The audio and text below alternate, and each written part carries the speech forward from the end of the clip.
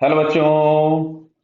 यहां लिखा गया है block of mass 4 kg, height h, breadth b is placed on the rough plank of same mass m। मतलब इन दोनों के मासेस सेम है। A light inextensible string is connected to the upper end of the block and passes through a light smooth pulley as shown in the figure। Mass small m clear है, ये शायद यहाँ पे misprint है, ये small m है, ये clear. mass small m 1 kg is hanged on the other end of string. What should be the minimum value of coefficient of friction between block and the plank so that there is no slipping between block and wedge? Clear है। तो देखो बेटा, यहां से सबसे पहले हम यहाँ पे इक्वेशन बना लेते हैं इस हैंगिंग मास के लिए। तो हैंगिंग मास के लिए शायद इक्वेशन बनेगा mg minus T is equals to M. ये आ गया फर्स्ट इक्वेशन।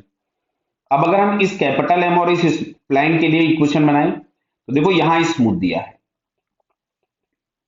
यानी ये दोनों अगर साथ में जा रहे होंगे तो सिस्टम पे लगने वाला एक्सटर्नल फोर्स के नाम पे हॉरिजॉन्टल में टी हो गया और ये 2m एक्सेलरेशन प्रोवाइड करा रहा होगा। दोनों इक्वेशन हम ऐड कर देते हैं तो यहां से मिलता है mg is equals to 2 times capital M A plus small M A. हम वैल्यूज पुट कर देते हैं, क्लियर है। तो m की जगह अगर हमने 1 रखा तो ये हो जाएगा g into 10, 2 into capital M हो गया 4 प्लस स्मॉल एम की जगह पे हमारे पास 1 kg दिया, हम स्मॉल एम की जगह पे 1 kg पुट कर देते हैं into A.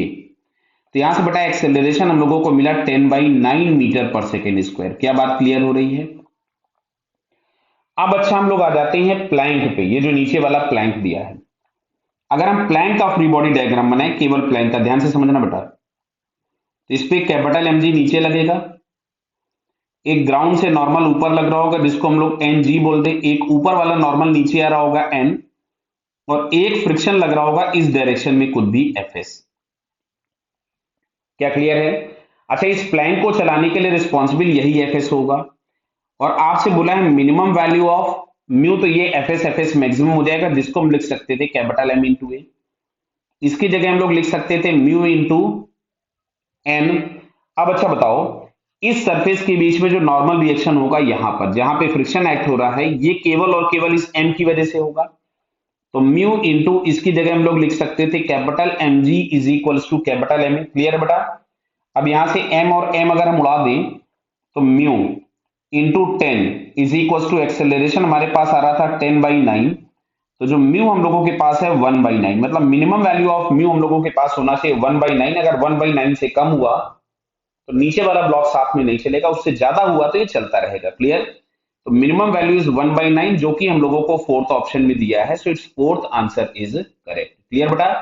Okay, all the best.